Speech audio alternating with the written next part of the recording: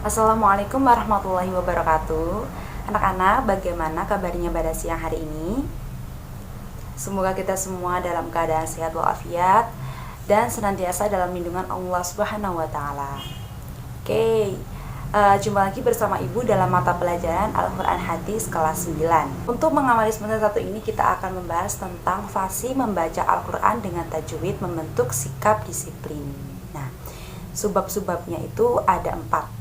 Nah, yang pertama ada mad lazim mukhafaf kilmi, yang kedua ada mad lazim mutsaqal kilmi, yang ketiga ada mad lazim mutsaqal harfi, dan yang keempat mad lazim mukhafaf harfi. Baik, sebelum Ibu mulai untuk subbab yang pertama, Ibu akan menjelaskan tujuan dari pembelajaran untuk siang hari ini tuh apa saja sih? Nah, pertama itu ada mendengarkan bacaan Al-Qur'an dengan khusyuk.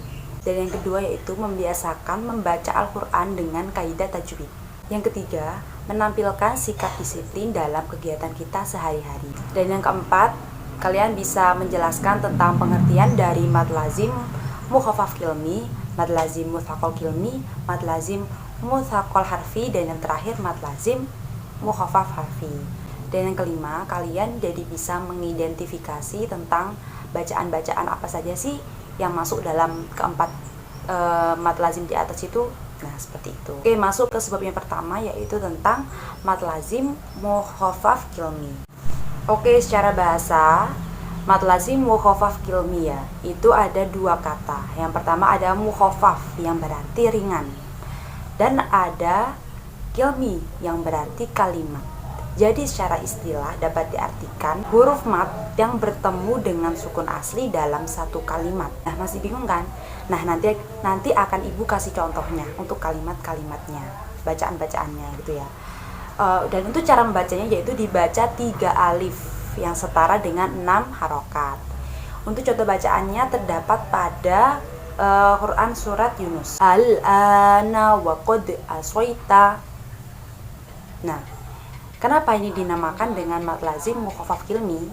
Karena ada mad tabi'i bertemu dengan sukun asli dalam satu kalimat. Ya, seperti al-ana. Nah, itu termasuk dalam mad lazim mukhafaf kilmi. Dan yang kedua yaitu bacaan al-ana wa qad kuntum bi. Ya, seperti itu. Bacaan mad lazim mukhafaf kilmi ini hanya ada pada 2 ayat di atas tadi, yaitu terdapat pada Quran surat Yunus. Oke, sampai sini paham ya? Baik, Ibu akan lanjutkan untuk subbab yang kedua yaitu tentang mad lazim mutsaqal kilmi. Untuk mad lazim mutsaqal harfi di sini juga ada 2 kalimat, 2 kata. Yang pertama ada mutsaqal yang berarti berat, dan ada harfi tetap artinya yaitu kalimat. Jadi secara istilah dapat diartikan huruf mad bertemu dengan tasydid dalam satu kalimat. Dan cara membacanya seperti pada mad lazim mukhafaf kilmi, yaitu dibaca 3 alif atau setara dengan 6 harokat. Contoh bacaannya yaitu pada surat Al-An'am ayat 143 yang berbunyi Guhul az-zakaroini. Jadi itu kan ada mad tabi'i yang bertemu dengan tasydid. Tasydidnya itu ada di huruf dal itu tadi. Kalian masih ingatkan mad tabi'i itu apa? Nah, mad tabi'i itu ada apabila ada fathah bertemu dengan alif, terus ada dhamma bertemu dengan wawu, dan ada kasroh bertemu dengan ya. Nah, seperti itu. Jadi itu yang dinamakan mad tabi'i.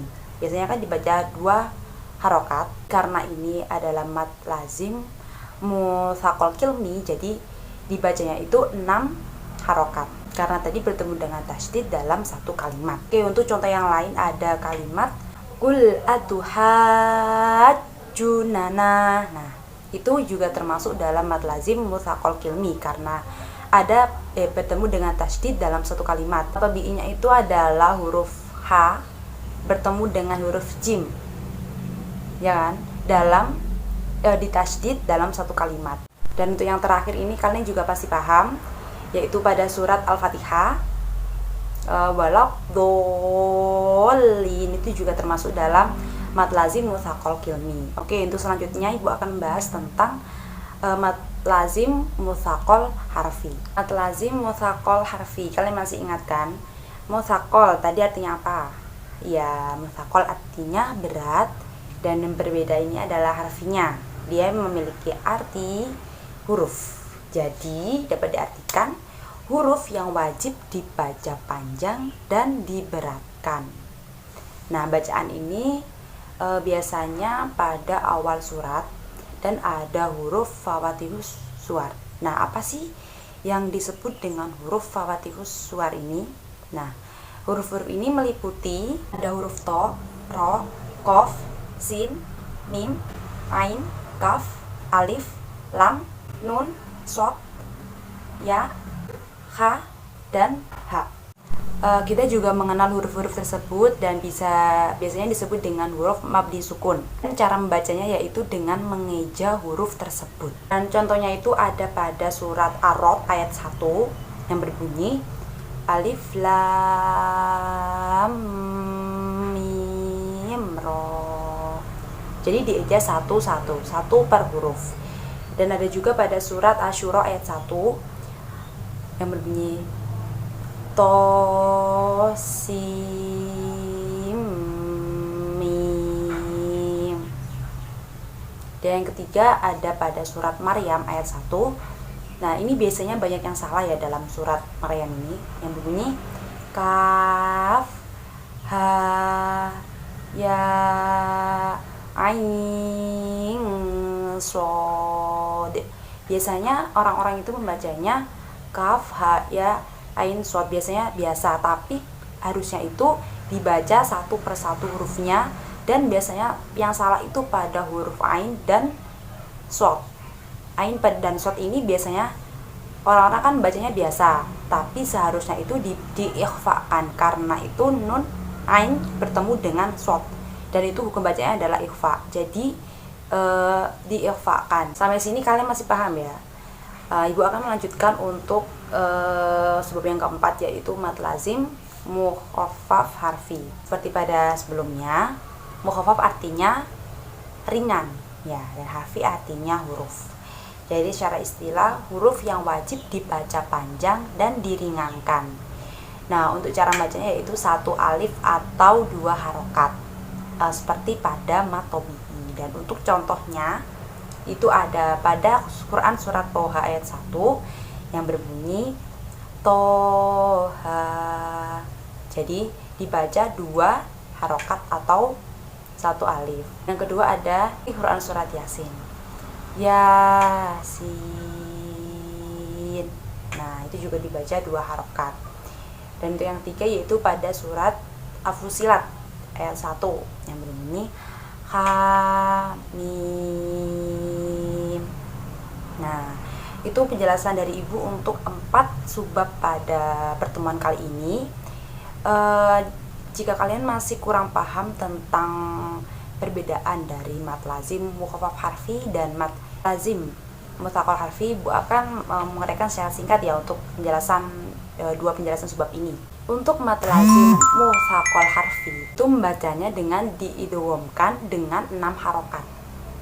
Nah, sedangkan untuk mad lazim mukhaffaf harfi biasanya itu diidharkan, dibaca dengan jelas atau dengan diikhfakan dengan panjang seperti yang Ibu jelaskan tadi. Baik, sekarang Ibu tanya, apa sih gunanya kita mempelajari tajwid itu? Ada yang bisa jawab?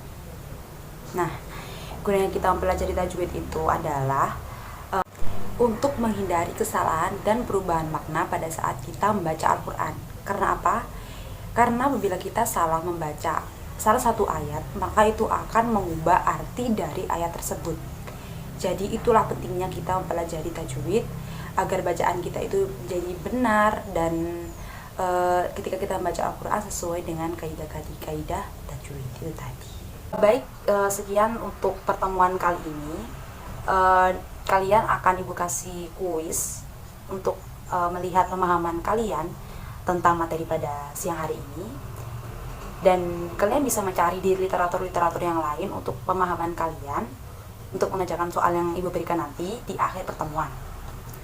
Jadi cukup sekian dari Ibu, kurang lebihnya Ibu mohon maaf. Apabila nanti ada yang ingin ditanyakan, silakan ditanyakan di grup WhatsApp.